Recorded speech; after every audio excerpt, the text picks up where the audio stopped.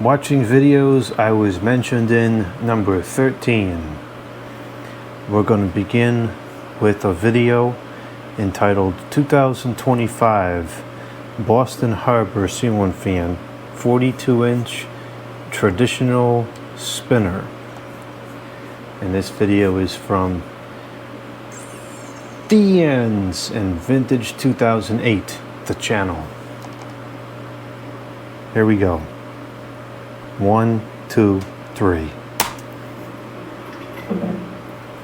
Hello guys, here is a 2025 Boston Harbor traditional style spinner ceiling fan.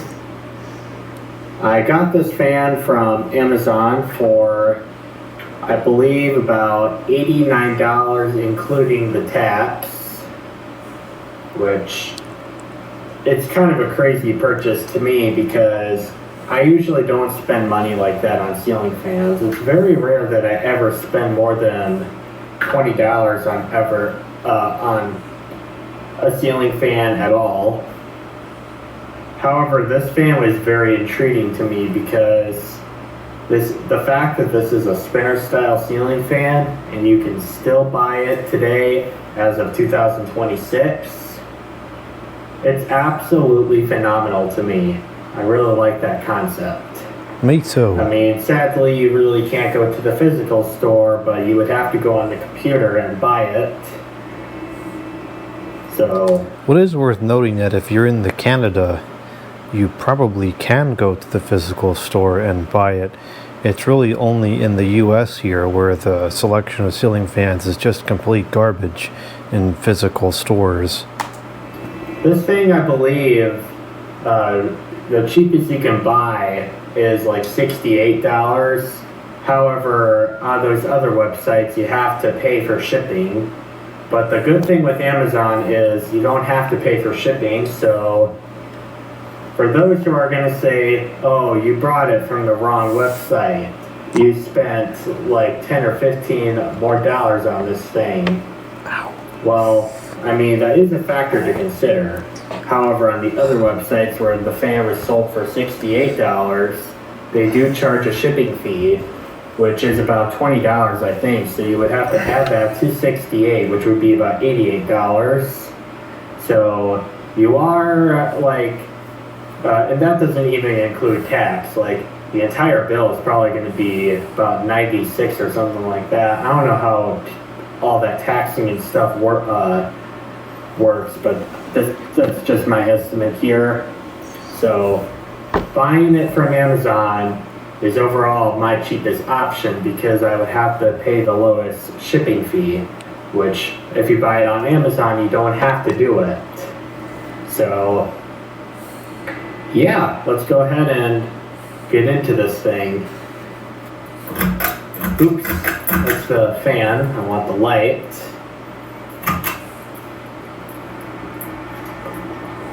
So I'm using a 100 watt incandescent light bulb. This thing included a DEL bulb, but I put it in that ceiling fan and it was absolutely horrible. Like, it was like dim from the start and it was... It wasn't bright from the start.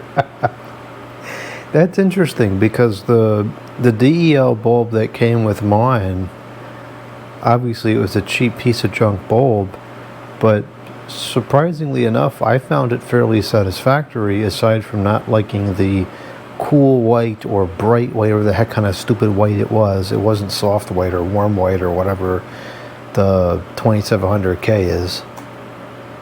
It was horrible. So, but I got enough good old incandescent bulbs I can use here. And I have the testing rig. I have this on a dimmer so I can dim it down to whatever I want. Even kind of at a ridiculous setting like that. So now I'm going to show you guys the fan itself. Well, hold on. That kind of requires an explanation because my unit came with a 72 watts, I think, wattage limiter, which would not allow a 100 watts incandescent bulb to be used. So either this version is slightly different or it was modified in some way. If I remember correctly, the motor on this pulls 55 amp, or 55 55 watts amps, holy and cow. 45 amps. That's a lot of current. Good grief. Here's low speed on the pull chain. I am going to test this both with the pull chain and the wall control, because I do think that is important factors to consider here.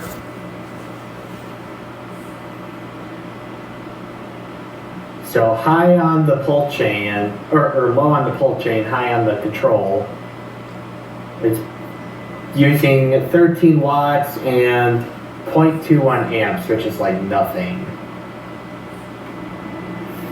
And the low on this, I do think is kind of fast, but I agree. yet again, this is a 42-inch fan, and those are expected to go a little bit faster because you don't have much of a load on the motor. And for low speed, I can feel a gentle draft from this thing. Like, that is incredible.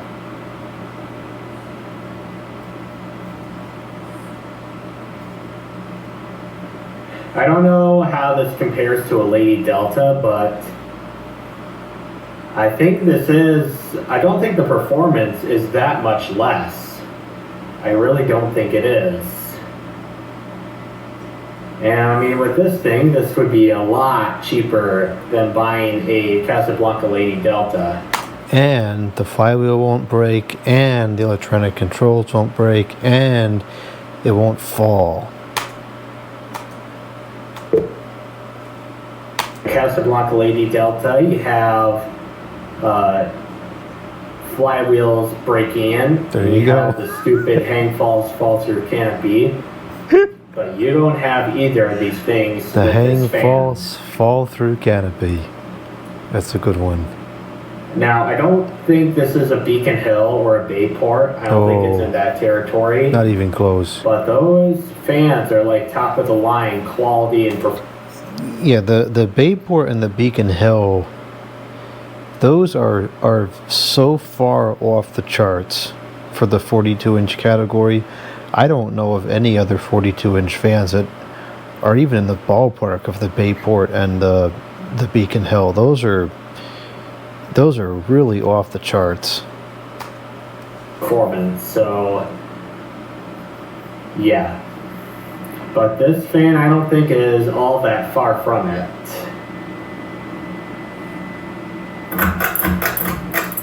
Here's medium speed.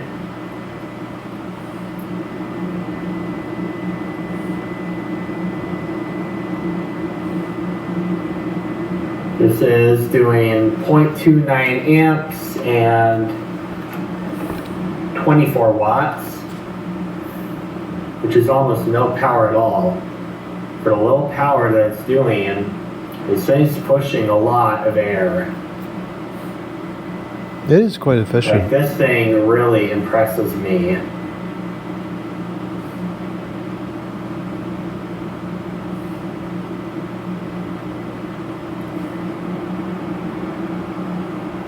Yeah, I think this is a perfectly acceptable fan. I have this piece from the broken anemometer. The what? It's not moving, but this thing is broken, so. Fan. I have this piece from the broken anemometer. The broken It's not anemometer. moving, but this thing is broken, so. No, it makes two of us with busted anemometers. Yeah, I'm gonna get a new one of these things because this thing here is just broken, but when I do get a new one, I will test the accurate airflow for this thing.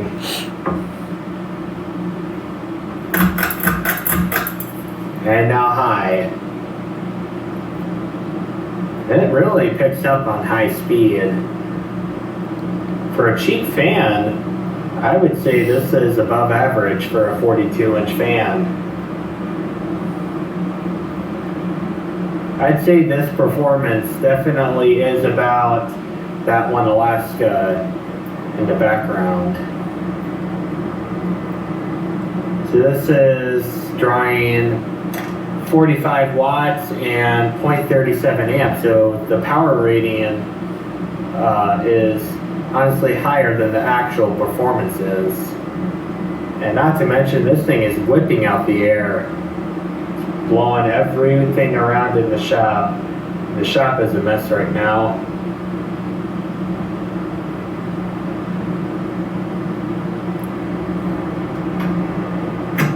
And now off.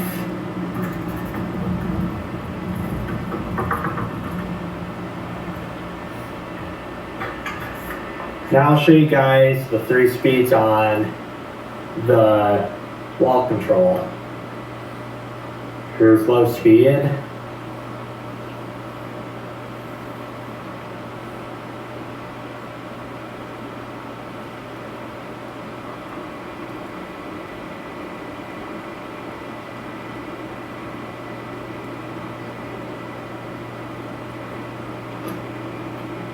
On low speed, this thing is going a tad bit slower. This thing is doing 0.17 amps and only drawing 9 watts, so slightly slower than before, or before the pull chain one. And despite it being low on the control and it being a little bit slower than on the pull chain, this thing is still whipping out some pretty good air. It's not gale, but that's not what a low is supposed to be. This thing, it just impresses me. This is incredible. I would honestly say this is the best modern ceiling fan you can buy today. And back in the 2000s, this was considered a pretty cheap one. Which says a lot because this thing was supposed to be a cheap fan and it wasn't supposed to be anything to write home about. But in today's age of garbage products, I just put the fan on medium, okay, on the control. But in today's day and age of garbage products, I think this is a perfectly good fan. I agree. I think it's a great fan. So this is medium on the wall control. It's drawing 0.28 amps and 22 watts. So not that much different than what on the pull chain is, but it is a tad bit slower than on the pull chain.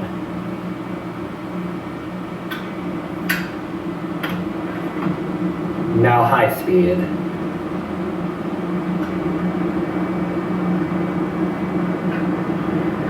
And same power as high on the pull chain, high on the control, 45 watts and 0.37 amps. So yeah, this thing is a phenomenal fan. I think it's absolutely safe to say this is the best modern ceiling fan you can buy. I think so too. I really think this is the absolute best one you could buy. And I'm not really exaggerating. I have tested other 42-inch fans before. Even some of my vintage ones don't get as good performance as this. This thing here is incredible. And I mean, this is has some evidence that this is built down to a price, but it does so very reasonably. It's not ugly. It looks like it's straight out of the 90s or the very early. It's sad that it not being ugly is the bar that we have to judge modern products by. 2000s, and it performs absolutely fantastic. It's not in the stinking silver color. Good. Like, this thing is phenomenal. I hate the stinking silver I will color. absolutely be buying more Boston Harbor fans soon. I think the next one I'm going to try is that antique brass hugger that looks kind of like an Encon Casanova from the 90s. Now I'll turn it off. And I hope you guys enjoyed the video, and thank you guys for watching. Bye.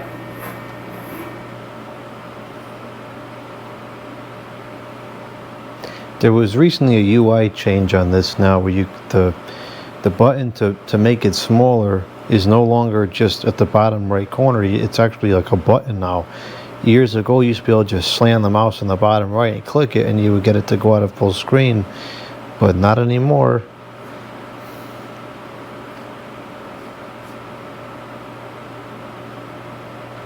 Was there silica gel in the box?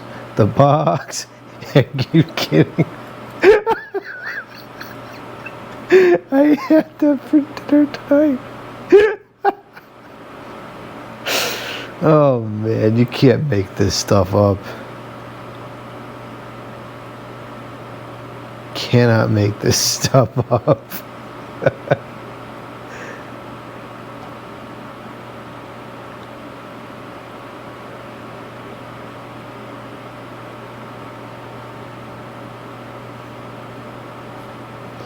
Alright, that was a pretty good one, so I'm going to bring that back. I don't want to lose track of which ones I have here because I got to write these down. This one is from Steve the Fan Man. Oh, hold on, we got to read the description. I goofed, I forgot to read description on this one. The description says, let's make it a little bigger so we could actually see it. The description says, oh, there isn't one. No description has been added to this video. Okay, so I should have just left it alone. This one, the description says, what is all this? It's not describing anything. It's important to write descriptions, people.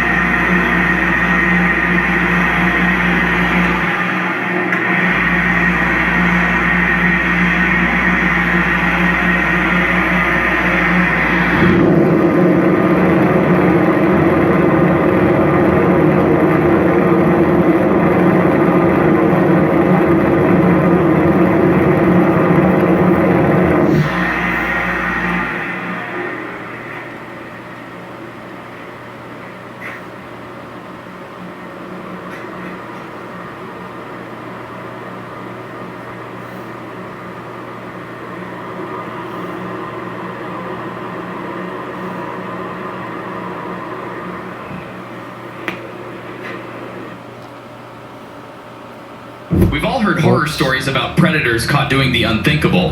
In Ohio, a local mechanic... I hate this autoplay thing. I can't stand when it does that. It just puts whatever it feels like on the screen instead of what I'm trying to watch.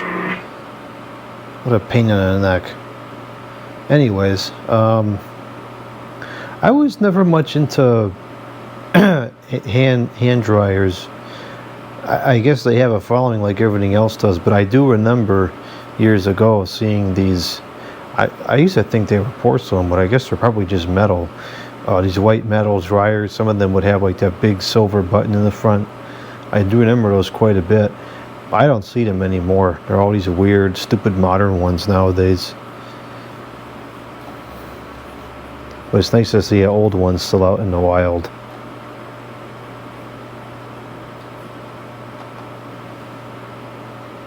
Alright, this one is called... Where is the description?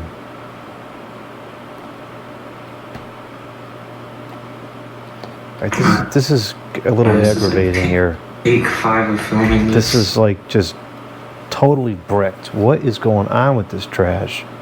Here's the description.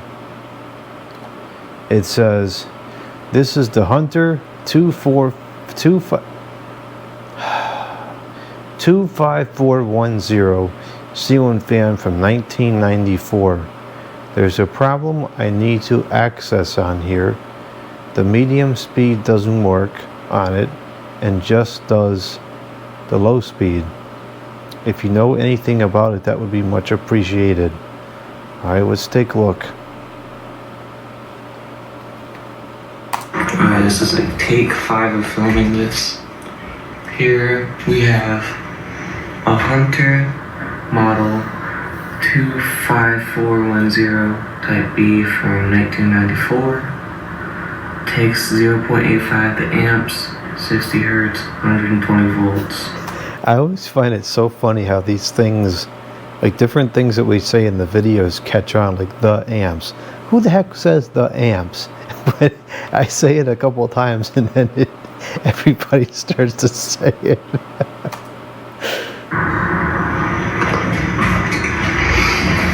This fan is in the antique brass finish with dark oak blades. So we can see, I do see a little bit of pitch on the blades. Nothing crazy, but respectable. Very beautiful fan. That is a nice fan. But there is one problem that I'm looking to fix, is the medium speed's been broken and it just goes on to low. So I don't know what's up with that. It's probably gonna be something to do with the capacitor, but if anyone knows anything about that, please let me know. But anyway, the light is controlled by this switch, but not the fan. So let's just turn it on low first. We got a medium, low, not too fast, not too slow.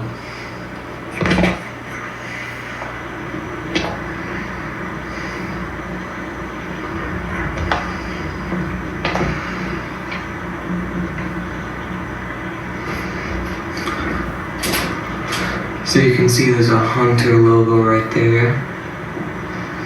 You can definitely feel air coming down off of this thing. This fan is reversible by this switch here. There's 3 lights with the classic bloomed flower fixture.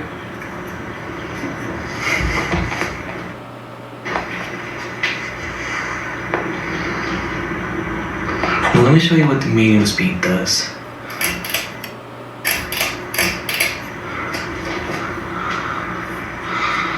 The medium speed makes it maybe a little bit faster, but that's about it. So if anyone knows what that problem is, let me know. But anyway, That is very likely just a spoiled or drifted capacitor. let's test. So come on. See, the mouse track on You this definitely computer feel more stinks. air come down there now. Very quiet.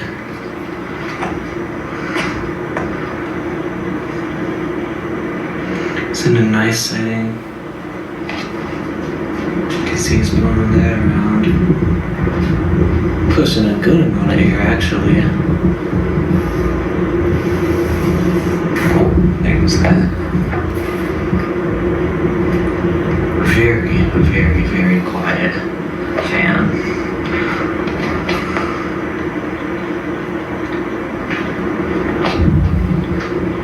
And not even a noticeable wobble, barely at all, which is very nice. Let's bring it back down to low.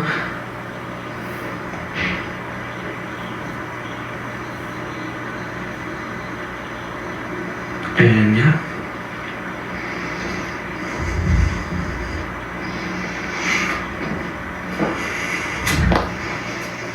And let's get a little bit of angles from these views. I can feel the air down here on low, all around the floor. That low speed is slower than it should be too. That's definitely a drifting capacitor. You get up to the motor, you can't hear any sound. No bearing noise, no nothing. From the living room. This is what it looks like from the living room.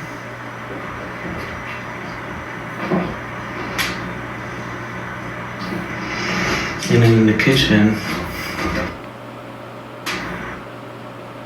In the living room. You can get some cool shots of it with the mirror there for sure.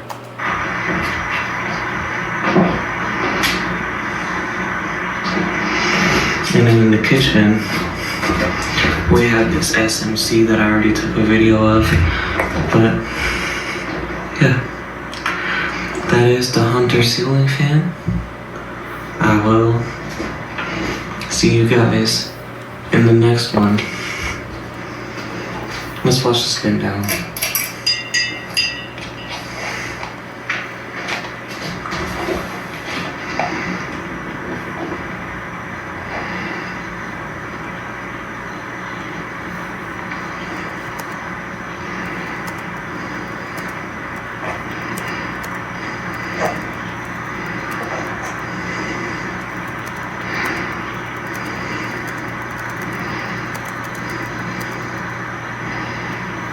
Beautiful, beautiful film. Alright, I'll see you guys in the next video. I did it again. Oh shoot, this is music. This is going to be copyrighted. Really wish you would stop doing that. Oh, and now it just disappeared off the computer entirely. I hope that was captured on the behind the scenes shot. This is like take 5 of filming. Okay, I'm going to move this tab onto this other window here.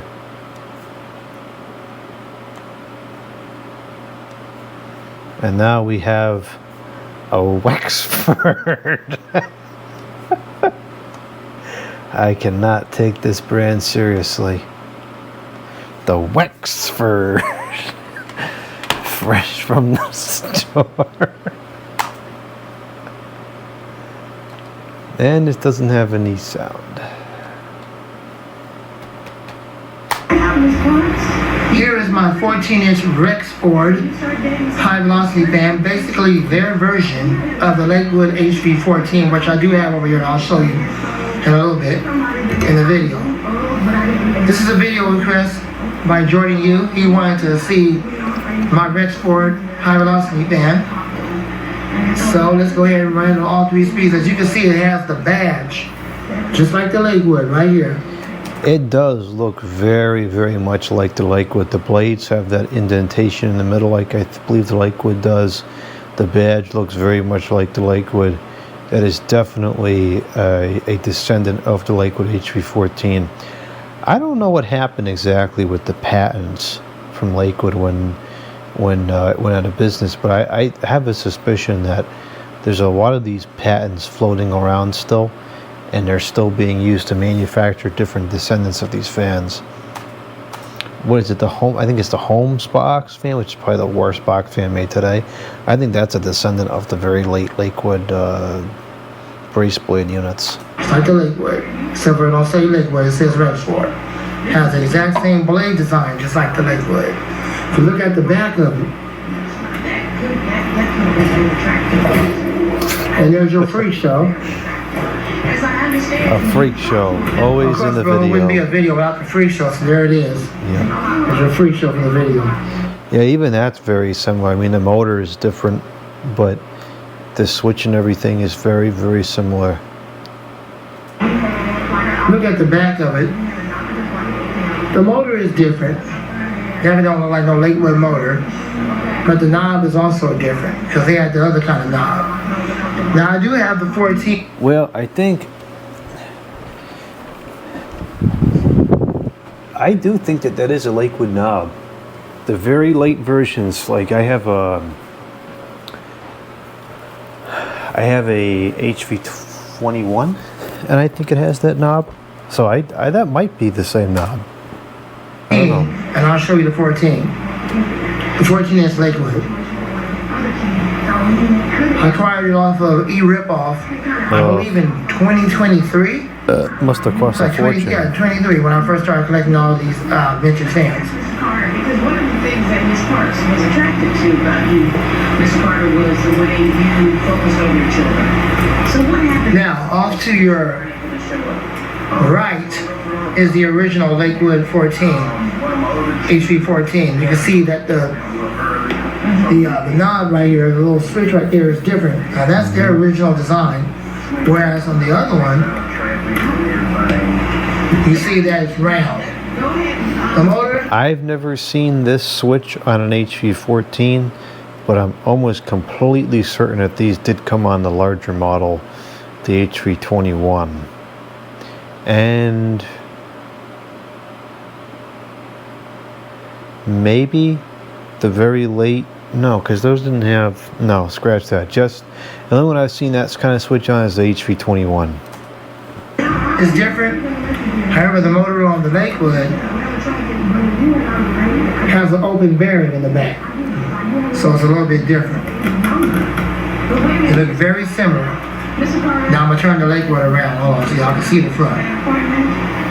You know, ma'am, she was currently at work. So you had to be the parent there for Now, and I'm turn the other one around so y'all can see both badges. Okay, so Miss Parks, that's a balance of getting with a man who has children already.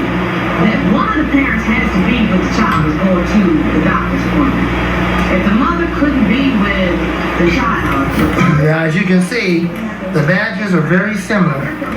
Very similar. That's incredible. Those units are nearly identical from the front.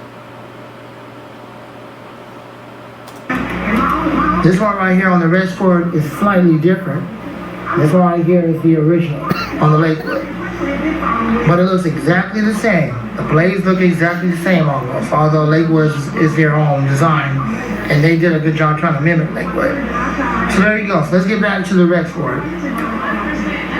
Your perspective is not the wrong perspective, but I'm looking at the face of my George. This is your life. You ain't the life. When you get with a man or partner with Okay, we're getting ready to run this machine. children are always going to be a consideration. But in the beginning, my child should be absolutely covered. And we're going to go ahead and start it off. Here we go.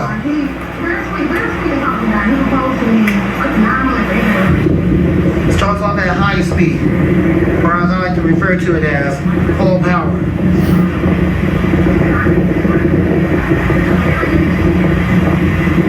For those that don't like the wind stream, my apologies to you, but people on my channel that like to hear the wind stream. Unfortunately, I didn't put the noise reduction on, so I do apologize for that. I didn't put the wind stream noise reduction feature on. My apologies to you, bro. If you gotta turn the TV down, my bad. Yeah, I do apologize. this is pretty loud. I know you don't like a lot of wind stream. You might have to turn it down. I do apologize. I hope you're still enjoying the video.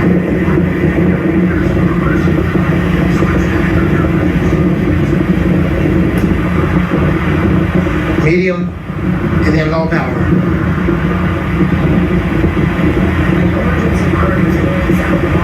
Now this is a 2008 model, so it was probably produced in 2007. Wow, and it was released for sale. I was not expecting it to be that old. That's very interesting then, because I don't know if Lakewood ran the HV14 series right up to the end, but that very well could have been sold side by side, which would make this not a descendant but a knockoff of, and there certainly were plenty of knockoffs at the time, but this is remarkably similar. Probably in the summer of 2008.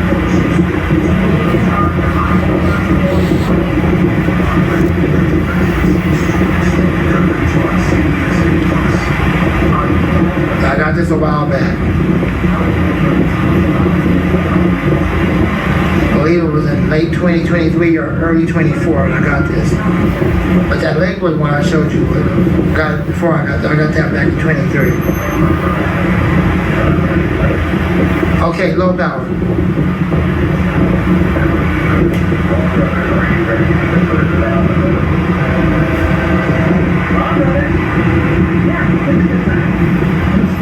It's very quiet on low speed.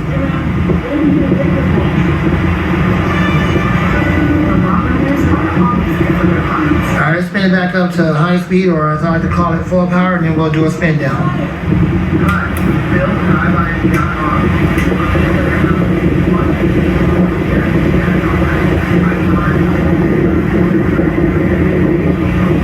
Spin down. Spin up. Spin down time is decent. Keep in mind I have not oiled this. This is how it was when I received it. It's got a really good spin down time. Well, thanks for watching. I hope you enjoyed the video, Jordan. Rate, comment, and subscribe. More videos to come soon. The Mont Fan Man and out. God bless you and gone. Gone. No comment. The description says, bro, enjoy this 2008 Wexford high velocity fan and compare it to the 1999-2000 Lakewood HP14 high velocity fan. That was very interesting. That is remarkably similar. I thought that Wexford unit was something that was of more recent make. I didn't realize it dated back that far.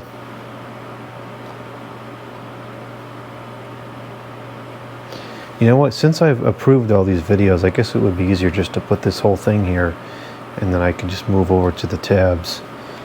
Okay, this one says, stupid. This one is from DB Vintage, B as in Ba, and the description says, a set of vintage styled LED Christmas lights that I got at Home Depot. These go back a few years. My sister and her husband had these on their home maybe 10 years ago. Jordan mentioned his similar C6 set possibly dating back to 2007, and that could be right, but I don't remember. The footage that I got of mine in the darkened garage shows the color far better than seeing them on the house through the camera. I remember getting a comment of him telling me about these lights, so let's take a look.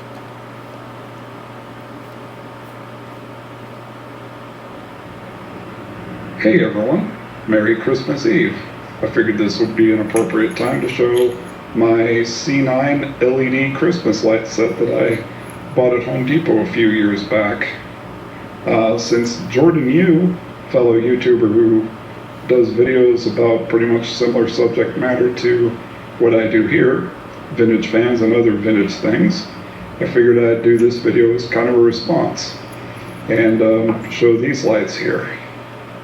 Anyway, this set only kind of halfway works. We'll plug it in here and I'll show that to you.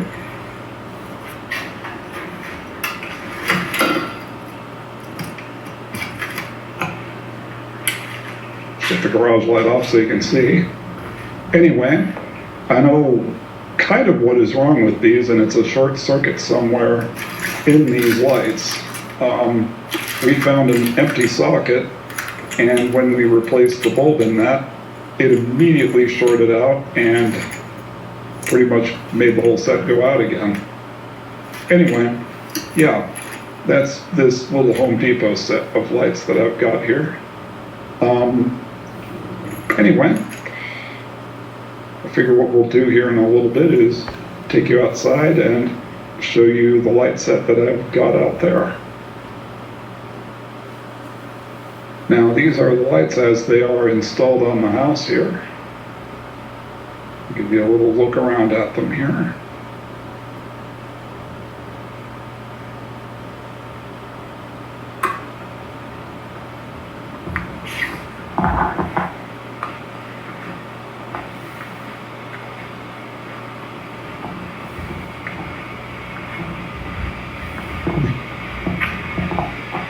Get up a little closer here. I didn't quite have enough to cover this side of the house because of that other string that had failed on me.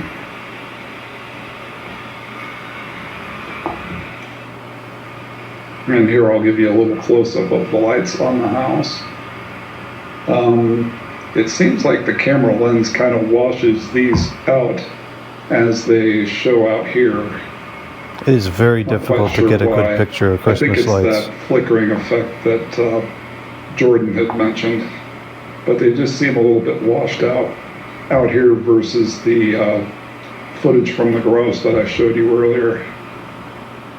So anyway, figure this is sort of the external Christmas display I've got. I'd like to wish everybody a Merry Christmas and a Happy New Year, and wish you the best in 2026.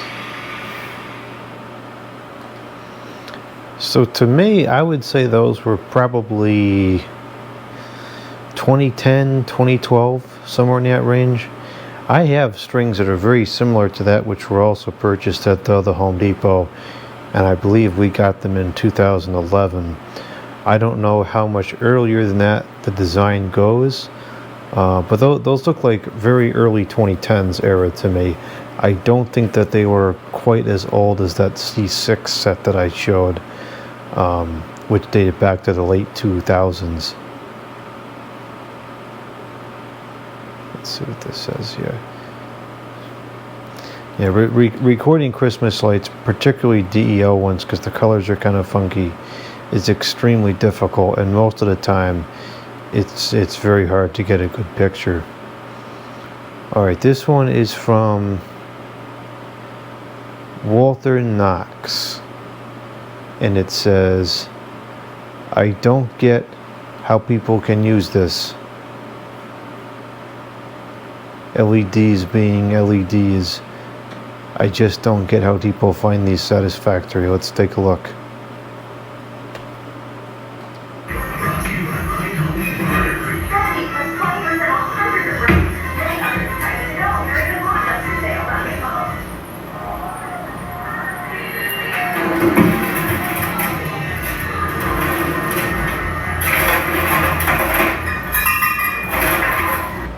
Yeah, I don't know.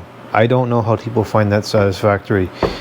A number of years ago, I did a video on the lights in the downstairs of the old location, and the lights did the same thing. They would just like flicker like that for no reason all the time, and I just don't understand how that's acceptable. And I see these do that all the time in other places, other people's houses, whatever, and people just sit there and ignore it like it's normal, and it's not normal. Lights have never done that in the past. They shouldn't do it now. To me, that's totally unacceptable, but I don't know, somehow people consider that acceptable. I sure don't. I couldn't live with that. I'd rather sit in the dark.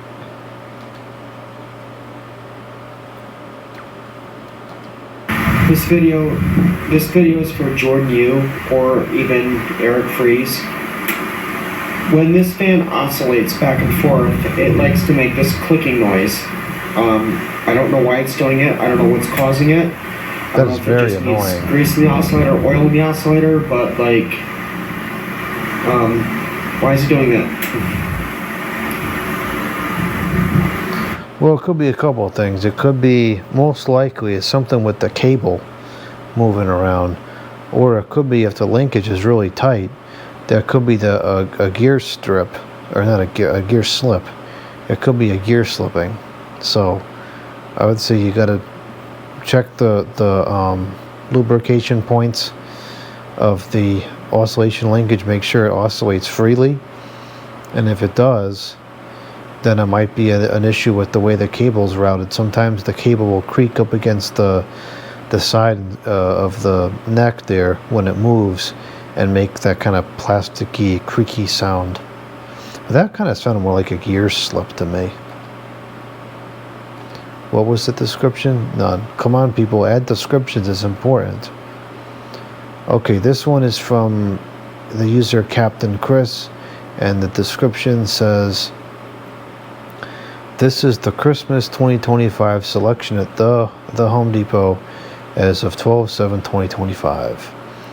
Jordan said that the Home Depot has a great Christmas light selection. I wasn't disappointed by it. The DELs definitely flicker less than the Target ones. There's also a ton of C9s.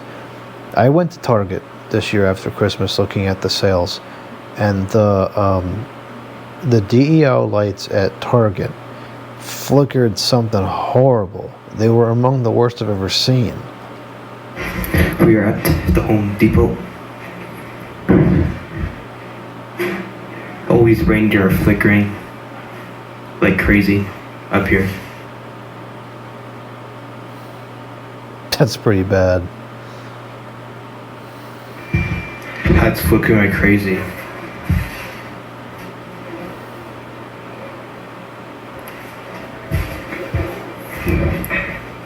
Here's some trees. I think these are DL. Yeah, that's probably DL. Those look fine though. I think all the pre-lit trees are DEL at this point. This is very similar to the one that I have in the kitchen, and I do have to agree, it's pretty acceptable, but it's largely because the DELs are running off of a DC power supply. They're not running off of AC and flickering. Yeah, that's probably DL. Those look fine though. So here is all of the Christmas lights. According to Jordan, Home Depot has a really good selection of incandescents. And actually, so we got some DELs off here, and then we got actually a whole bunch of incandescent lights. A bunch of streaks of 300, 150. There's the stupid multicolored DLs. A bunch more of different variants.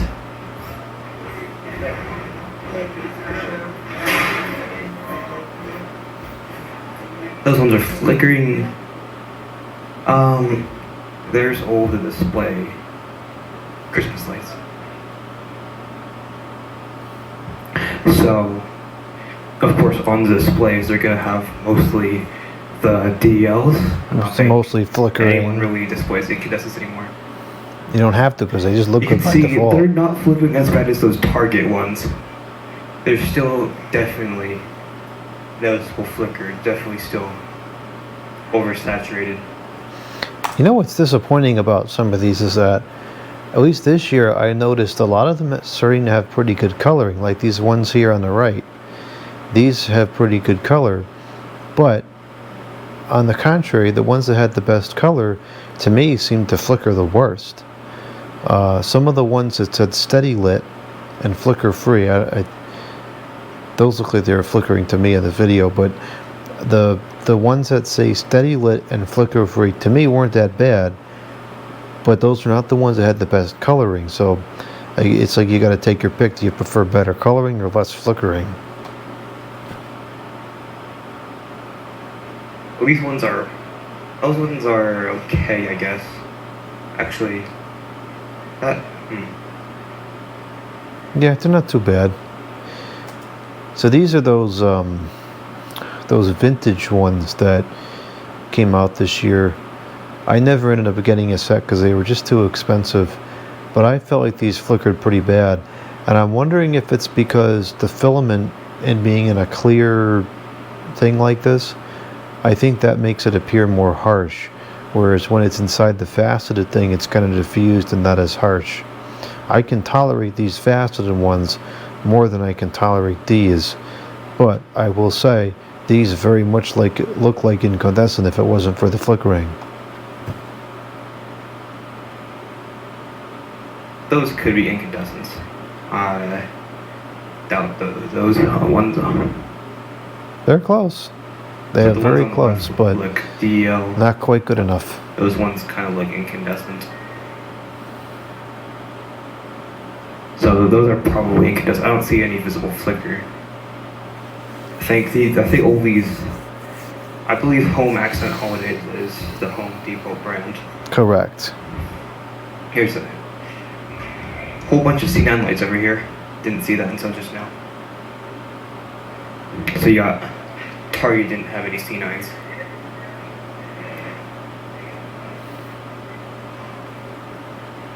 These DEL ones over here are not flickering as bad. I have it in 24 FPS recording so you can see the flickering more visibly. Yeah, these are definitely better than the Target ones that were flickering like all hell. Those Target ones were pretty bad. I saw that display in person. But it was a flickering yeah, mess. I'd say this is a pretty decent little selection here. Because I mean, it's all the Home Depot brand, but That's you got fine. C9 lights. At the end of the day, the brand names, they hardly matter anymore. You know, people pay twice as much for the box with the GE logo on it, but it's not made by GE. It probably comes out of the same factory as these anyways. Ton of incandescents. And then you got the reindeer up there. As for the decorations, we already looked at the reindeer over here. All that stuff's flickering something awful. See, these are flickering. It's still not satisfactory for me. That's terrible. Yeah, these are definitely not satisfactory. Now, interestingly enough, I have this nativity scene. I used it this year, and I didn't feel like it flickered that bad. It wasn't great, but it wasn't that bad. Factory. Here are some of the Christmas decorations.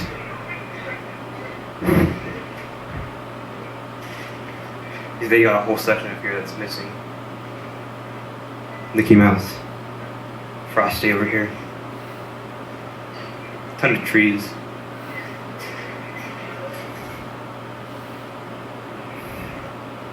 I think these DLs might be kind of okay. The white ones I think are fine, but those colors, they don't look right to me at all. That's a bunch of plants.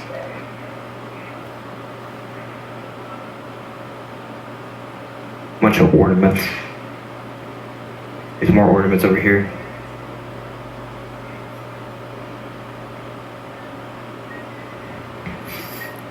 But yeah, so we got Clocks. bunch of I was gonna get some of these bows, but they sold out. Weakling DLs and Candy King DLs.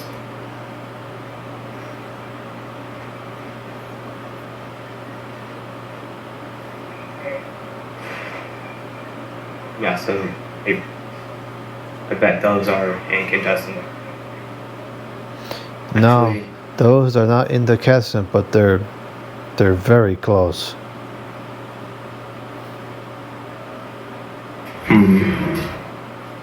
Those two. Actually, looking closer, those are probably LED because I definitely looks too thick to be an incandescent filament. So yeah, that was the first time. There's really gonna be no incandescent displays, but at least, yeah, I'd say they got a decent and fair selection.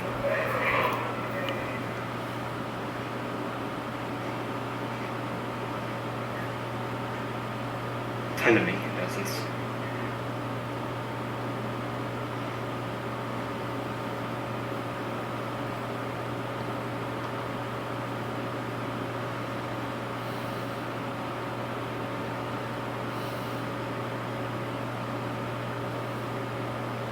That doesn't have anything to do with the video.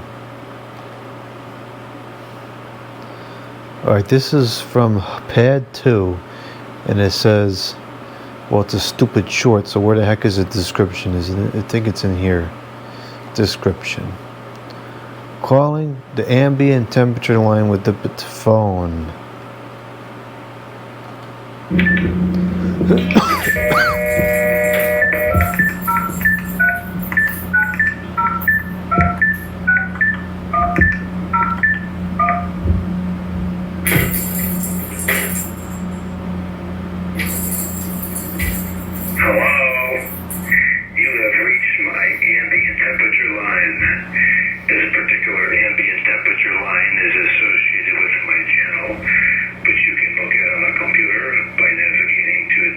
www or the World Wide Web or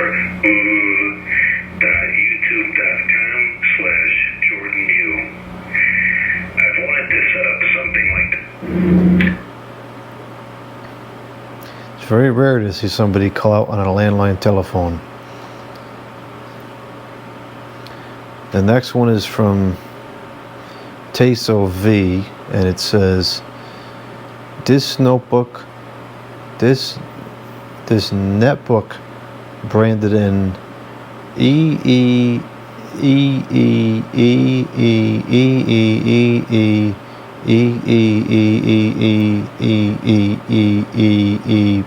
PC model 1000 HD with an 80 gigabytes hard drive, not 60 as I said in the video. It was a gift from my dad for Christmas 2008.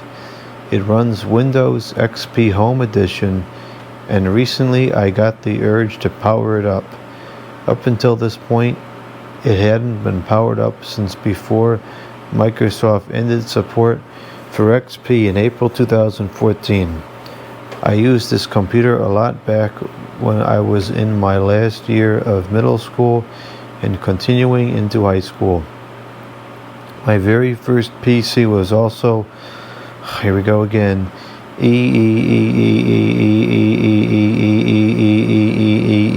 PC branded. It was a desktop and had Windows Vista Home Premium install.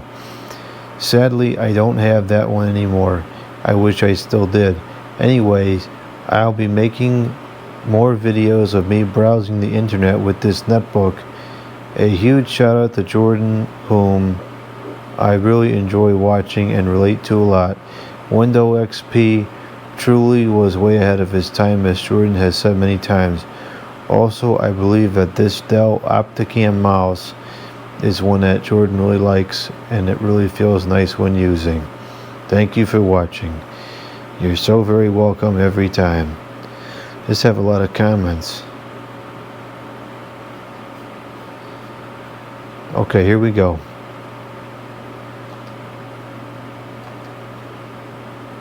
So I have powered up this EPC laptop from 2008, and I have not connected it to the network, but upon shutting it down, it is installing some updates. I don't know what that's all about. Oh no, I'm gonna get a virus! Ah! Typical. Well, I plan on connecting it to the network. I plan on installing a browser. I doubt it might not work, just for experimental purposes. I plan on installing Supermium browser on this old laptop with Windows XP Home Edition. So stick around, this will be a new series to see how it'll work.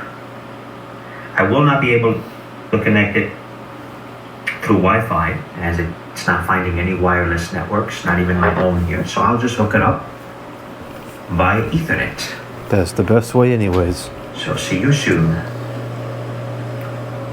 And the fan is ramping up. Speaking of ramping up, I just had to turn up the stove. It's getting cold in here. There's Windows XP. Intel inside. I believe it's a 60 gig hard drive. Very, very tiny.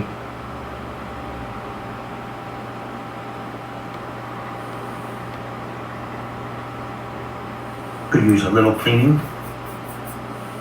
Hasn't been powered up in well over a decade.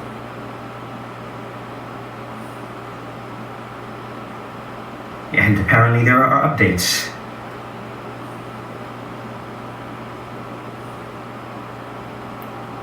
And of course we'll go through the entire setup. But I am using a special mouse here that I think is Jordan's favorite. Jordan U, that is. It is a Dell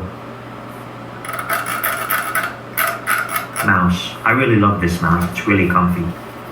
Really. That is very similar to the mouse I usually use, but I think the one I have is a little bit newer. This one looks a little older. The one I have is more of a rounded design. Nice. Feels really nice. The logo is no longer visible, but I believe this is one of Jordan's favorite mouses. This was my brother's, and I saved it all these years. And I have hooked it up via USB, and it's working. Flickering? What is that?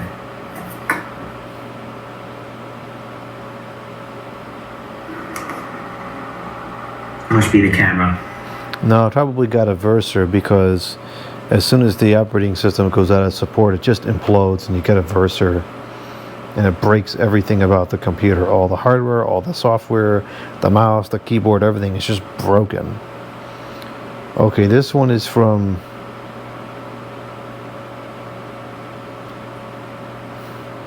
NJPYROGIOR29 Hats Goods Cal Rennie Hartman,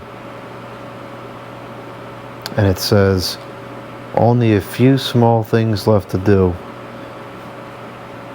The video is entitled Vintage Christmas Decoration 2025 Update, 99% done.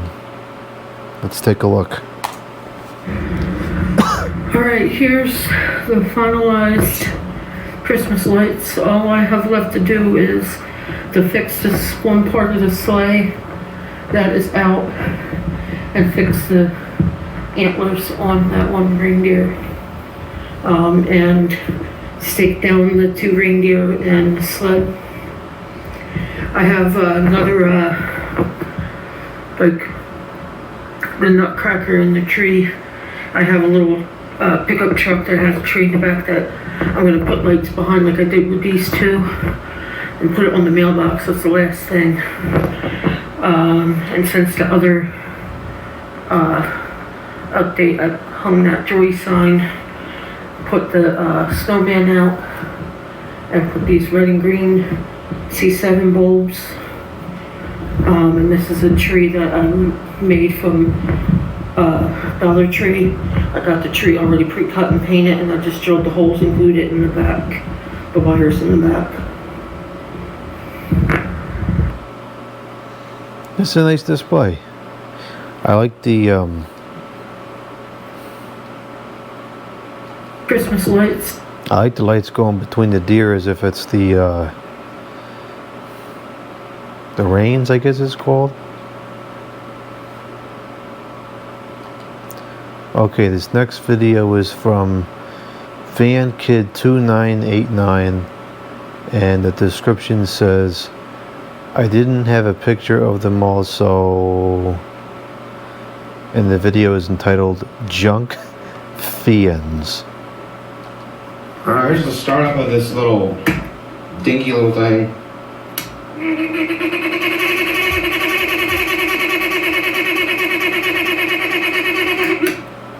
Yeah, it barely works. Just gonna clean that up a little bit and oil the bearings and it'll be good to go.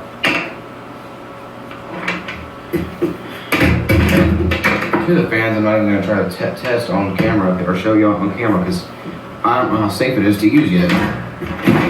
But I'll at least gonna show.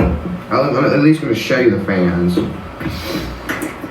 That's the most I'll end up doing probably, because these fans do not look very safe to use yet. And two of the fans anyway. The other ones, yeah. But I'll have to see how it works and what don't. Now I know this one works, but barely.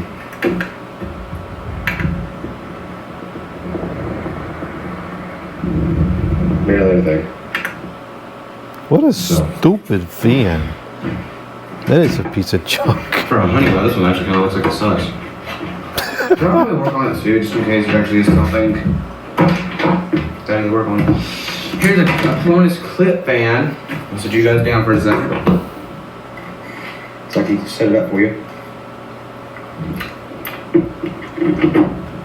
Oscillating barely works on it. It's going but the rest of it works fine.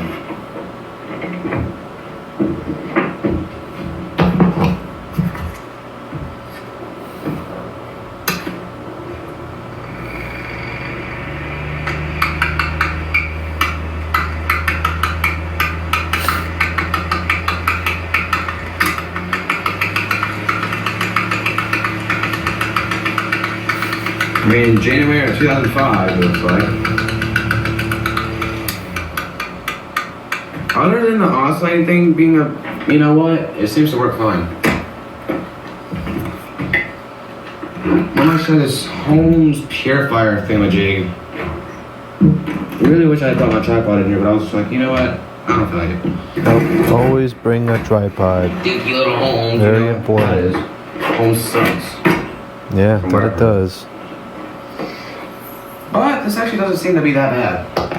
I like it. Okay.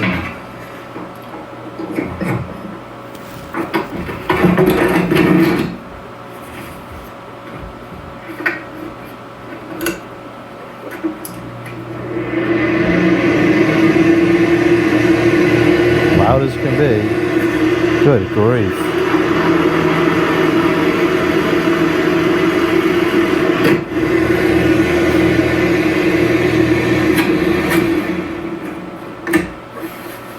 Seems to work pretty well. Alright, we'll put you guys down. Bring the two dirtiest and most dangerous probably. Which is why I'm not going to test them, because I don't know how safe it is to do. So they look they don't look very safe to use yet, so I gotta fix that up. I'm not gonna plug it in because I don't know how safe it is, so don't ask for a test yet. I'll show you a test once I fix it.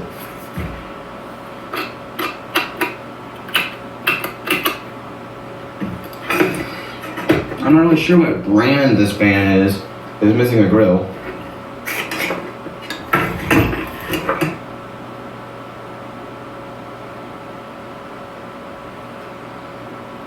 So yeah.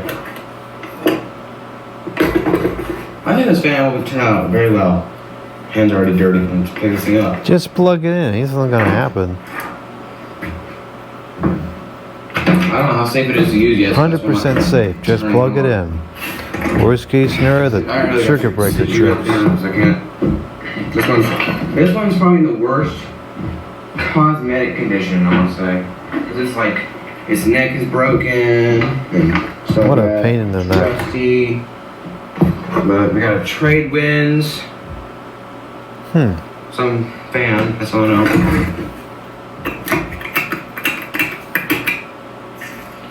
I don't really know what the model number is of this fan.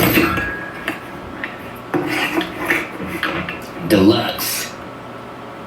They were all deluxe. Tech is the basic one, like.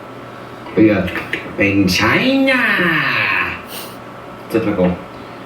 So anyway, that's me it. Bye. You can. Did it again. You can fix the neck with hot glue. Just put a whole bunch of hot glue and that'll fix it.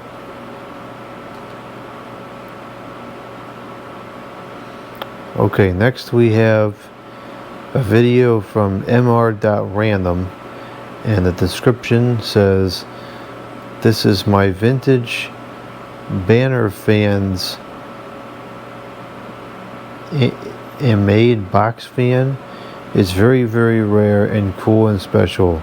I love the pilot light and thermostat and reversibility.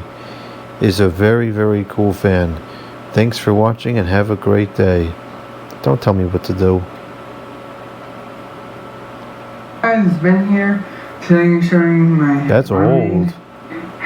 Model A431. This is a really cool fan. And I think I'm going to make the thumbnail this because of the control panel. It's super cool. And another thing is the reason why I'm going to make it that is look, it's made by banner fans and not Hunter, which just looks like a Hunter, like our R&M Hunter, but it's actually an R&M banner, which is even rarer. So this fan actually has an interesting story behind it. And I wanted another vintage rocks fan, so then I looked on Facebook Marketplace, and basically we found a Kenmore box fan, but unfortunately they said they sold to someone else behind their back. Then we found a cool Zero box fan, but then they weren't home when my dad and I went to pick it up. So just a little bit of bad luck. So then we went with eBay and found this, and it was super cool. We got it, and something was wrong with it. It wouldn't start, and I made a video on that. And it turns out there was a lead wire that was for the capacitor that was broken off, That's why it wouldn't start. So here it is. Has the thermostat, and we'll demonstrate that too. We're gonna switch it to the in position because this is gonna be towards us. So, without further ado, here's how.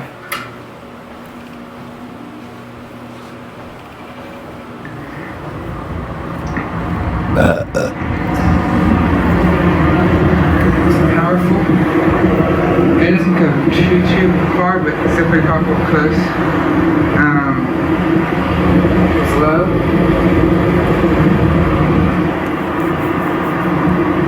And oh yeah, pilot light. That's cool. I'll show you guys that in a second. And then high. Then we put the thermostat. That's the thermostat. You can see the pilot lights on. That's and pretty it stays cool. on.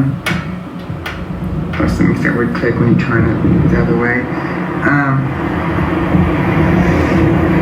Very powerful and has a startup shot as well. It's off. And spin down.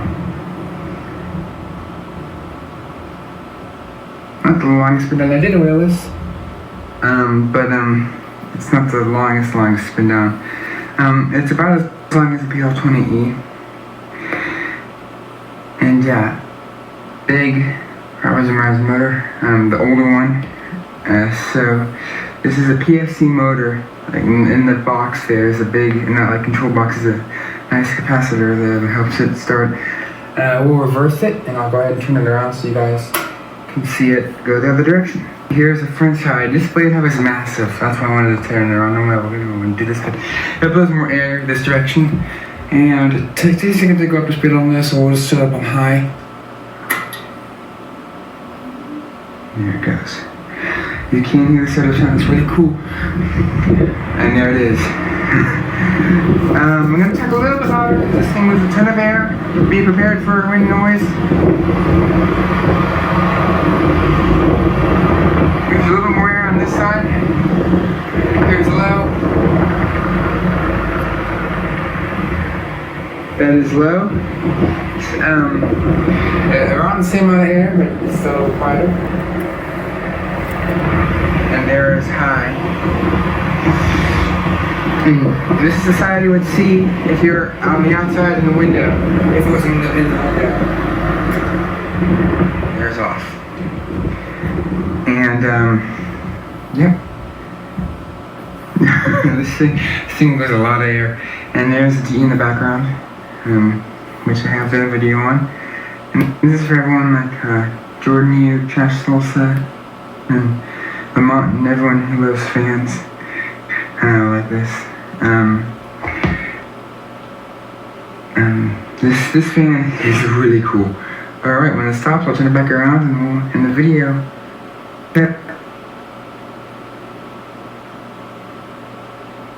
I did not have to turn it around because this thing, she's pretty heavy. Yeah, so this is my Armade model A431, made by Banner fans. Still has the same little thing that Hunter did, the window panels, which I can't figure out how to use. If you guys know how to use it, please let me know in the comments. Say goodbye, guys. Bye. That is a neat piece. It's amazing how overbuilt those units were, and the PSC units in particular were so efficient, probably in terms of airflow, many times over more efficient than the ones we have today, like the Lasco 3733. I don't know if you have a kilowatts meter. I would have been very interested to see what the power draw on this thing is. Alright, next we have one from Canorm 955, and it's called Stupid Purple LED. Let's see if there is a description. Stupid purple LED. Stupid shorts. One of those stupid LED lights that turn purple. Junk. Here's another one of those stupid LED lights that turn purple. Yep, there it is. That's what we call a piece of crap street light. Okay, here's another one from Lamont. This is called lights in the house, and it says, I know you don't like DEL lights, but these are some of the lights filmed in my home. Let's take a look at these DEL lights.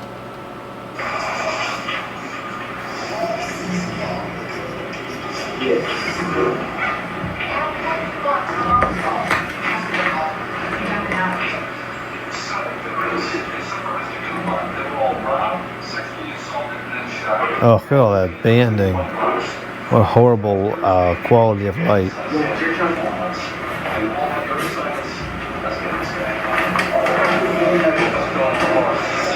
That is such a beautiful old house with the mirrors on the walls and the old chandelier.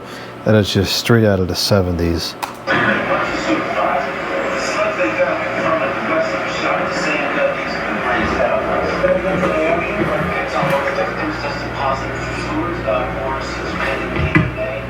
Oh gosh. A flickering freak show. Nice walls too.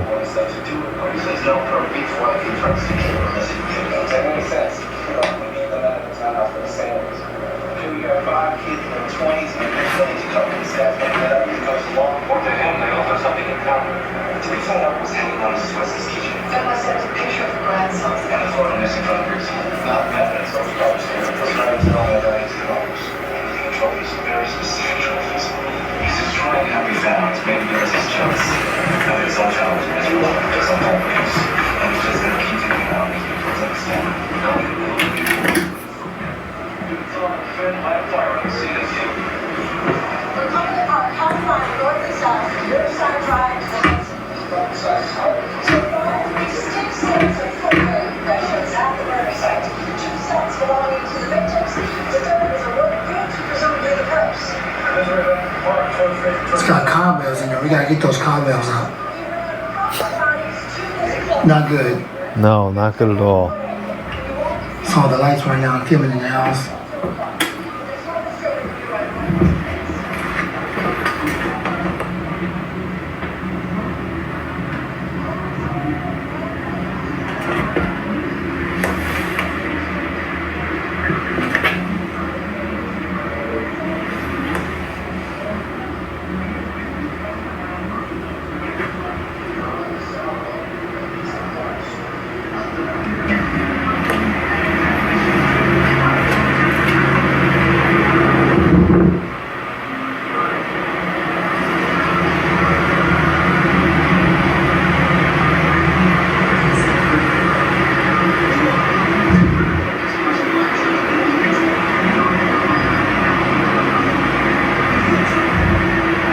Thanks for watching All the Lights in the House. My fan man out. More videos come soon. Cap cut.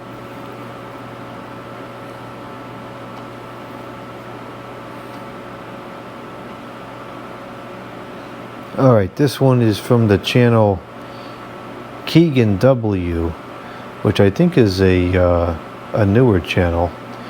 And it says, this is a string of very nice C9 incandescent G.E Christmas lights.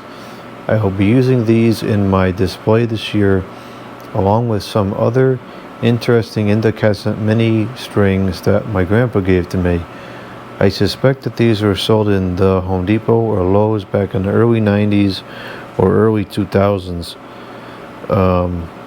Mention the newer style sticker suggests it's from there. Alright, let's take a look. Strand of GE string along 50 lights, and I bought these around 2024 in November, and they are incandescent, not stupid LED, which flicker way too much. But these are soft white, and they look really good. They have clips on them, so you can put them on the tree or whatever you really like. And the bulbs are actually pretty good size. They aren't minis, so they are a little bit bigger. And I used these last year for my Christmas display, and they looked very nice. And I also got 8 other strands of mini green wired Christmas lights that are incandescent from my grandpa. But yeah, I wanted to show these this year because it's almost Christmas time. I mean, October is coming to an end, so these are, I guess, they're vintage.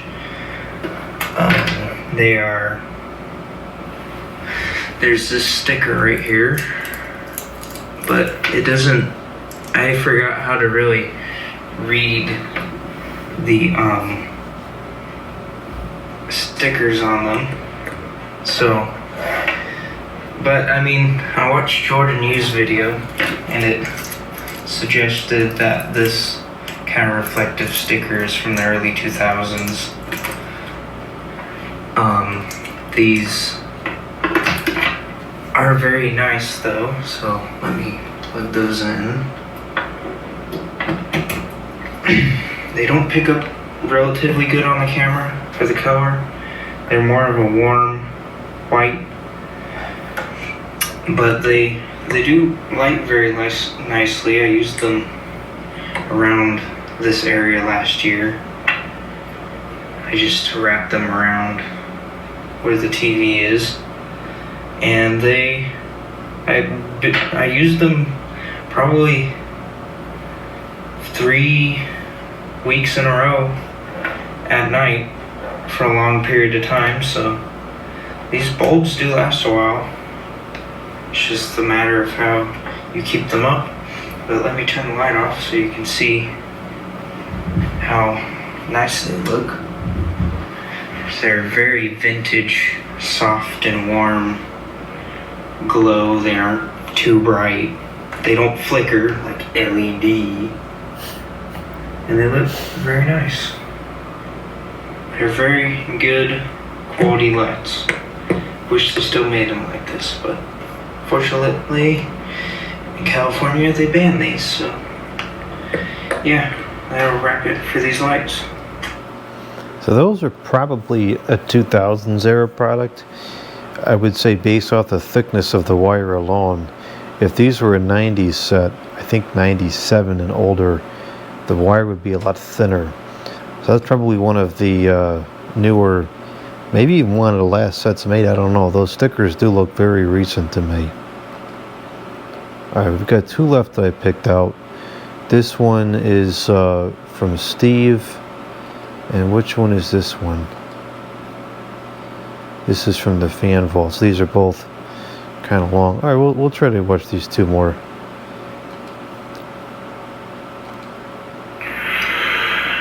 Good afternoon, everybody. Fan Steve here once again. It is October the 12th. I am just now getting around to catching up on my material.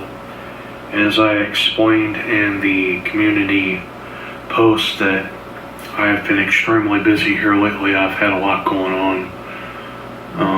In fact, I've been doing some work here in my room, and I'm still finishing up. And I rearranged the studio once again. So as of today, I'm using my media center because I need to get the lighting in the studio set up. But anyway, this is a Lasco box fan that I bought just yesterday. I thought that it was a weather shield, and somebody on the fan groups had told me that this is a Lasco Premium 3727, I think. I don't know, I would have to go back and look it up. It'll be in the title anyway. But anyway, I was out and about yesterday, and we walked into our local thrift store, and I saw this one and another.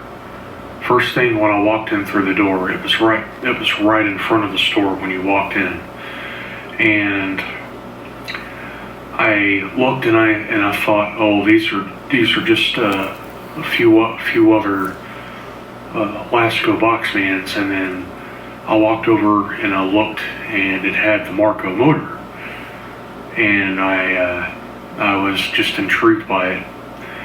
I'm usually on the hunt for box fans such as, you know, mid-century up to the 90s. This one was way too good to pass up. Both were marked for $2. Wow. I tested it in the store before I bought it.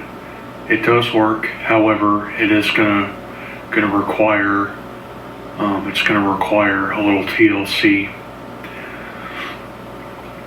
This dates back to 1999 or 2000. I was also informed that these were from the late 90s.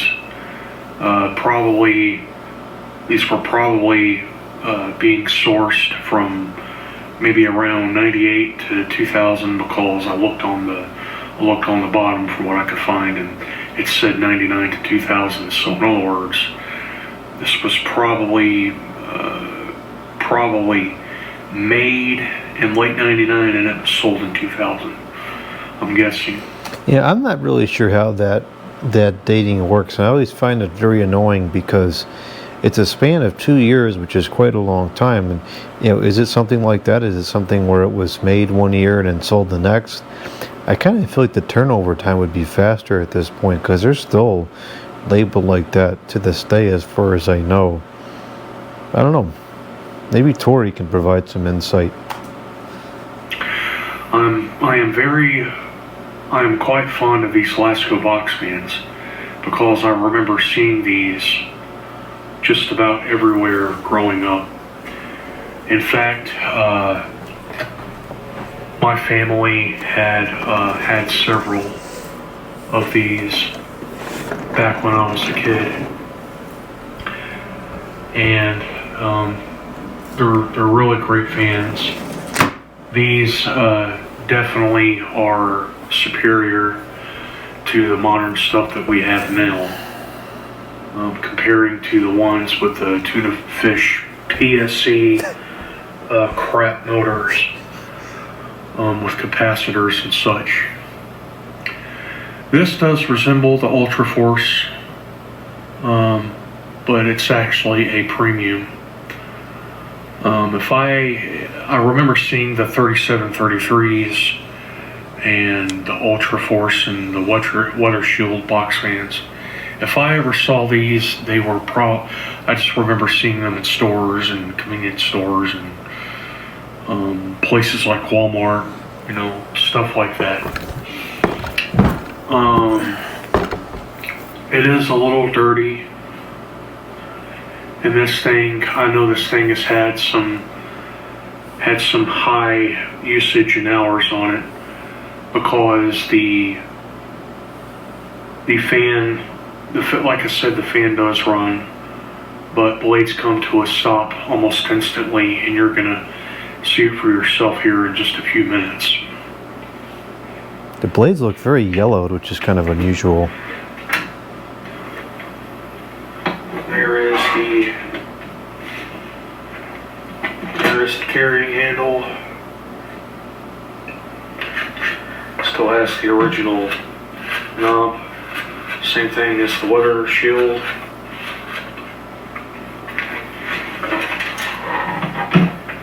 Has the holes on the side there for mounting on the stand, and that's how I knew right then and there that this was definitely an older Lasco box fan. There's the back. That is so nostalgic. Has the Lasco insignia there on the back, which I think is pretty cool. Nothing is busted. No broken slats. Original screws are still accounted for. Power cord seems to be fine as well. So this does not have the fused plug that Lasco started using on their fans sometime, I'm guessing, in the 2010s. A little earlier than that, probably. I was recently watching. I want to say 05 or 06 maybe for the fuse plugs. It was early to, no, it was mid to late 2000s for the fuse plugs. So and then everybody else started using them in the 2010s. Videos of this. Jordan has one. Tori has one, as well as a few others on YouTube. I have never serviced a Lasco box fan before, particularly the older ones. And something very interesting that I've seen about these fans, as well as something very odd that when the insulation starts to deteriorate on the windings, the speeds start to lose their variation, particularly the medium speed. And I'm not exactly sure why that is. I mean, that's a mystery to me. I was watching Jordan's video of one that he was fixing up some time ago. He revarnished the stator and he put the thing back together, and I don't know if it was the same or not. And he was testing it. The medium speed ran just fine. And so I thought that was a really, really interesting. So that was a fluke. So I had a couple of people tell me, oh, if you revarnish the motor, it'll fix it. So I did that. That particular instance he's talking about fixed it. I've done a couple since and it didn't fix it. Tori has told me that it's exclusively a lubrication issue, and most of the time when you clean the bearings out and oil them back up, it gets better. Sometimes it goes back to normal. Sometimes it never goes back to normal. I don't know what the heck it is. I don't know what would cause it to stop working properly, and I have not figured out exactly what fixes it. I don't get it. It's a mystery to me as well. Makes no sense. And it's always the medium and only the medium. The high never seems to have a problem. The low never seems to have a problem. So why medium? Concept. I don't know what shape the motor is in. I have not. Probably round. I have not done anything to it. I brought it in last night as I was cleaning my room. There were two of these. I wanted to get both kind of short on space, so this may very well be the last fan that I'll be kitting for quite a long time. So yeah, this will be the last fan acquisition of 2025. You should have got both. Those things are hard to come by. There's a closer look there. You can see inside of it. Well, you can see that.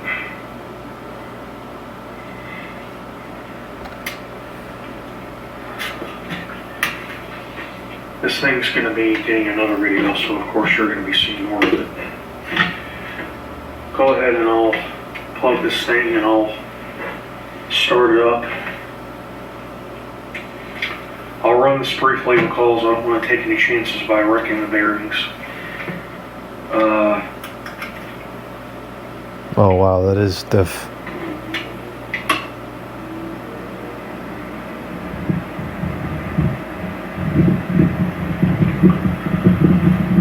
Well, I didn't know that the fan was turned off, so, but anyway, there's the low speed.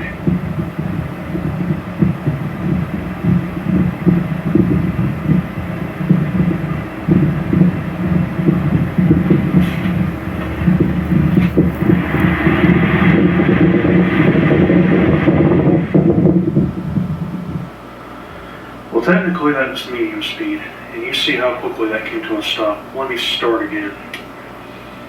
Alright, let's start it up on the low speed first.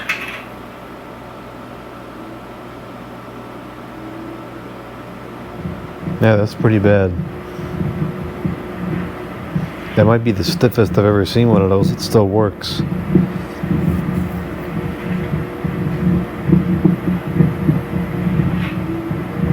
Medium.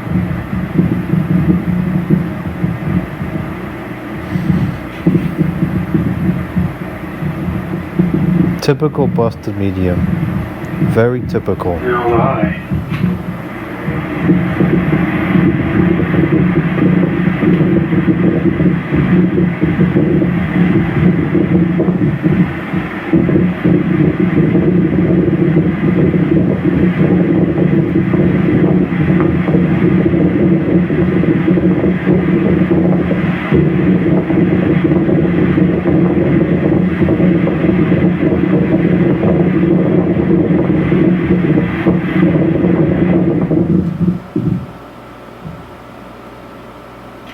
Wow. So yeah, you saw how quickly that came to a stop.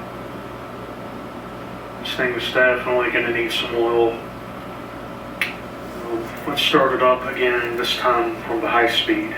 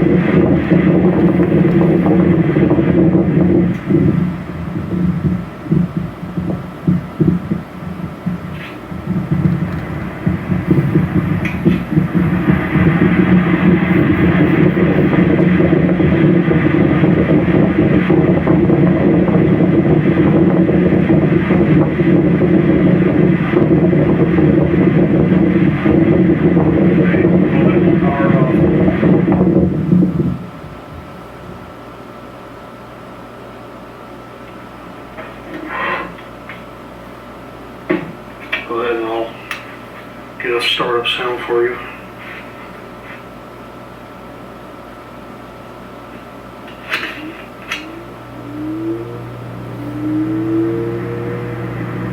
That is so nostalgic to me. That is the sound of summer.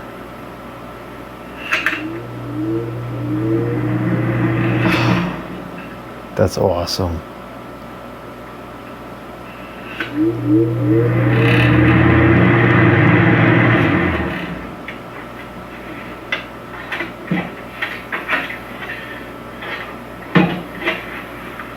Alright. Really neat fan, really cool find. Very good deal for the price that I gave for this. Yeah, I'd say so. This is a good score too, because I have been looking to get an older Lasco box fan with the Marco box fan for quite a while. This has been on my want list because, like I said, I have fond memories of these fans, and these are, if I'd known any better, these are sort of getting harder to find by now. They are. And if these are sold on places like eBay or Marketplace, just like everything else, I'm pretty sure that people are asking a stupid amount of money for them. So, there shall be a part 2 on this cleanup and service within the next day or so. Until then, I hope that you all have enjoyed the video, and thank you for watching. Have a good one. Don't tell me what to do. Those are great fans, super powerful. and they are definitely getting harder to find. You can get them on Steal Your Data Book Marketplace for a couple bucks sometimes, on a rare occasion in other parts of the country, I guess. More common, but around here, very, very rare to find them at a thrift store. But they do show up. I found one at a thrift store in New Jersey last year, which is kind of cool. Just a couple dollars for it.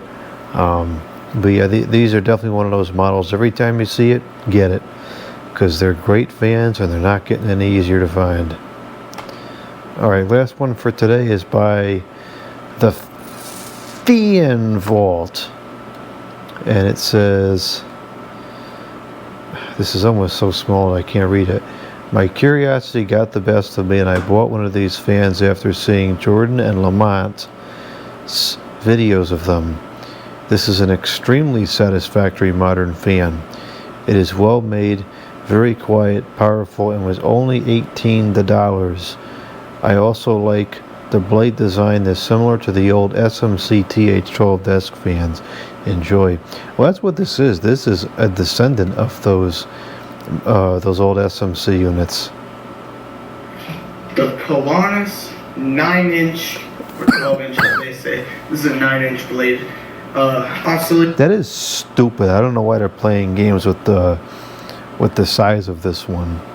Sitting table fan. This is the new one that they. You know what it probably is? They're calling it a 12-inch, but they're using a 9-inch blade to save cost or something. I don't know. Stupid. They came out with most recent model.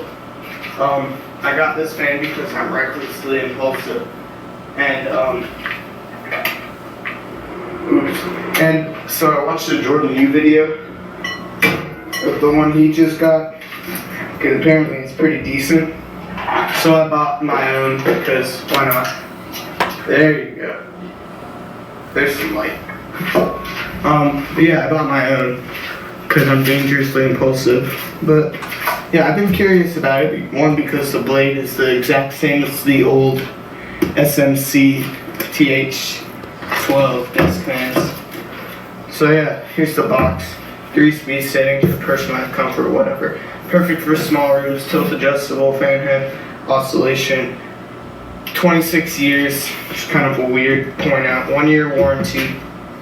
And yeah, pioneers in home comfort innovation. You know, I felt that was kind of weird too, because I feel like most boxes would just say over 25 years or something like that, but 26 is oddly specific. Here's all this junk. 3 speeds, till it's all the same stuff with pictures. This is the model, oh man, model PFT30T3ABB. There's a shipping label on the other side. Let me see if I can get that off.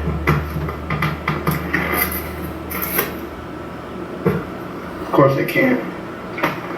I got this off the Amazon Prime Day deal. I think it was like $18. That's pretty good. Isn't much of a deal, but I rip off some of it and tape it over my home information. There you go. Other side, it's all the same information.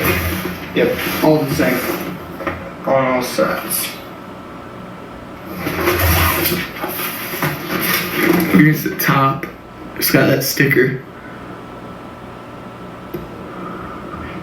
12-inch oscillating. So let's get into the box, shall we?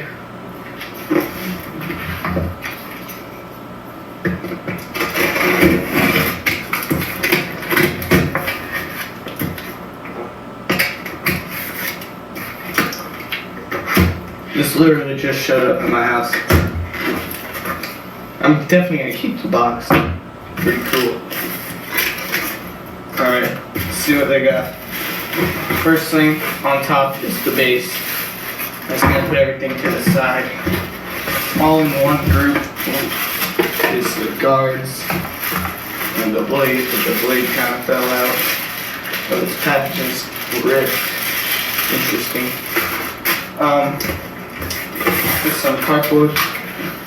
Here's the instruction manual. Pelanus table fan. 30 watts. This is what it looks like. It's the user manual. I'm not gonna read through that. I'll put that aside. And last but not least, we got the motor.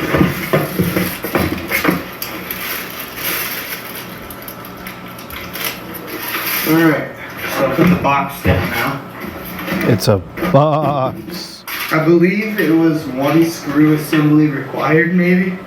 Oh no, it's not. It's got that's a cool mechanism. Twisty lock deal on the base. But yeah, let's put it together now. So here's the main motor assembly. This egg party looking packaging comes right off.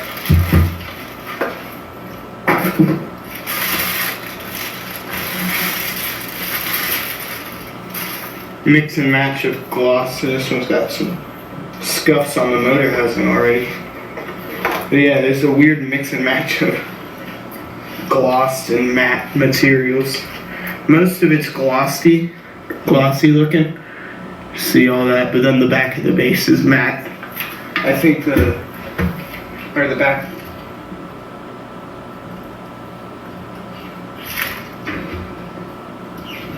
The back of the pole or stand or whatever. The base is matte. Here's the base. We got this weird sloped UFO looking design to it. So this front piece goes in here first. This has got to be turned that way. Tighten that, and then that's good. Let's see how the motor sounds like.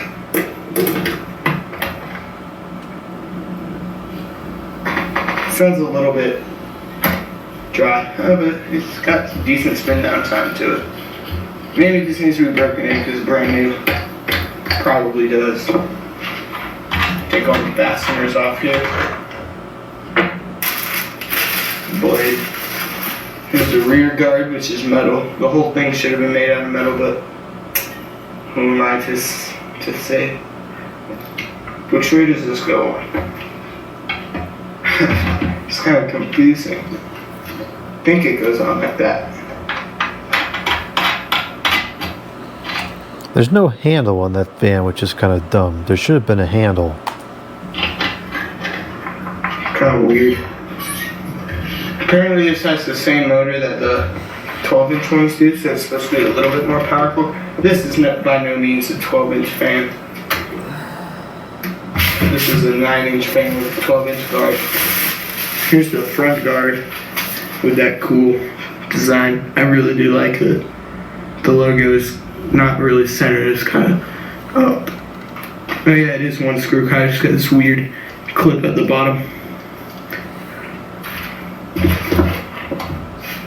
Now we got the blade in its ripped plastic bag. It's got a really good pitch to it.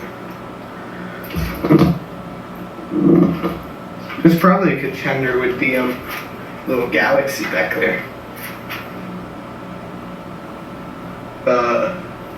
Lining up with the notches and everything.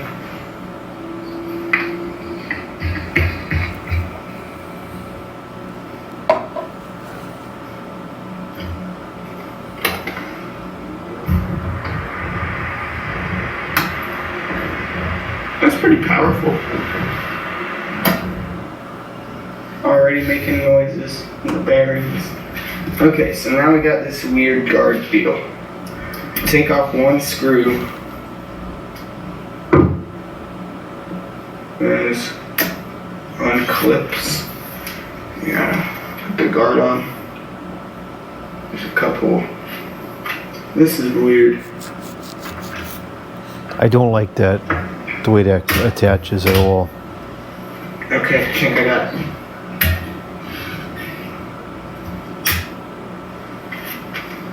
Doesn't tilt back too far.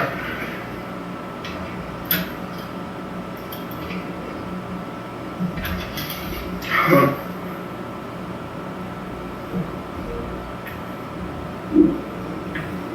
There we go. Finally got it.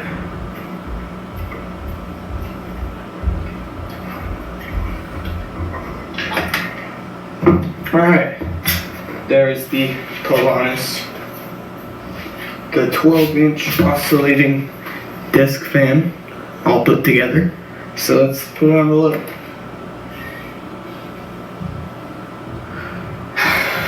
That's just as good as I imagined. That carries real far. I'm gonna tilt it down so I can get all the way across the room.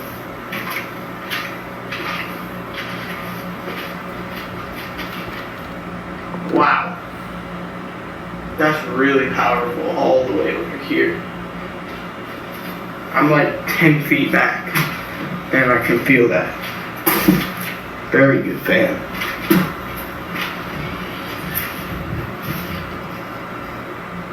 I'm trying not to be biased, but this is actually pretty nice. Did get a little bit of dust on the motor housing. See. Wow. Oscillator's noisy. That is noisy. Sounds like there's no grease in there at all. I wish the guard was metal, but this one actually seems pretty aerodynamic and correct. Obviously, it's the Medea product. Don't have my airflow tester with me. Use a plastic bag. It's moving a lot of air. Filled that whole bag easily. Let's go to medium. That's not really a big difference.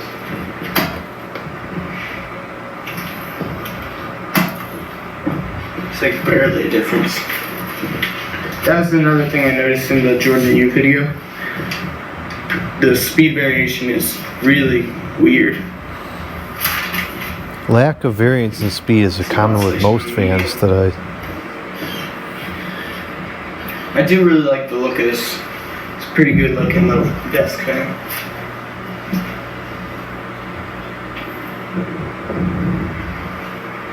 Yeah, it's pretty smooth oscillation. Nice and slow. I like the relaxed oscillations more. It's high. There's a decent jump in high, that's good. That's pretty powerful. That's really good for a little 9-inch fan.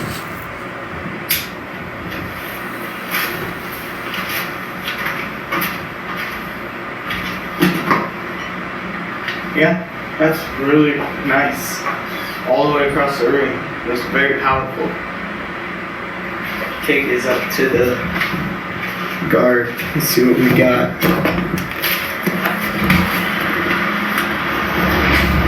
Clock on the blades is pretty good. It's actually in really good balance. That's nice.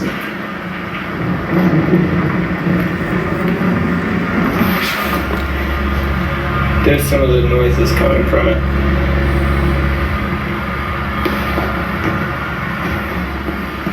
Let's turn it around. There is no handle. It's kind of weird. That is stupid. There should be a handle. No screws. I think it's one of those clip-on guards. That's interesting. No screw on the back of the guard. Look at that grommet coming out the base. Wow. It's a very beefed up fan. The neck is very sturdy looking. Good product. The only thing that I'm complaining about right now is the bearings. They're not horrible. They just need to break in a little bit. Which I guess really isn't the fan's fault. It's brand new. See the oscillation.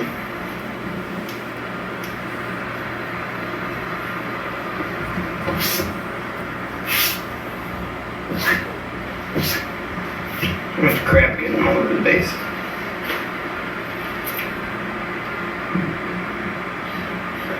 I'm pleasantly surprised at how good this is. Alright, let's shut it off.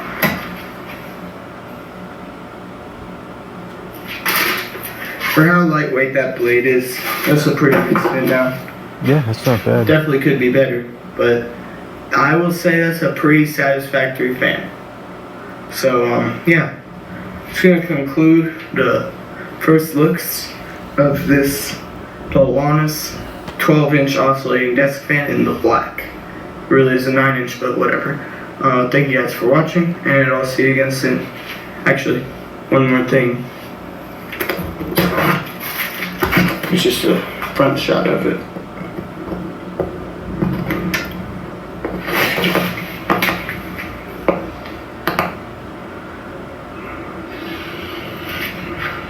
I like that the blade is glossy.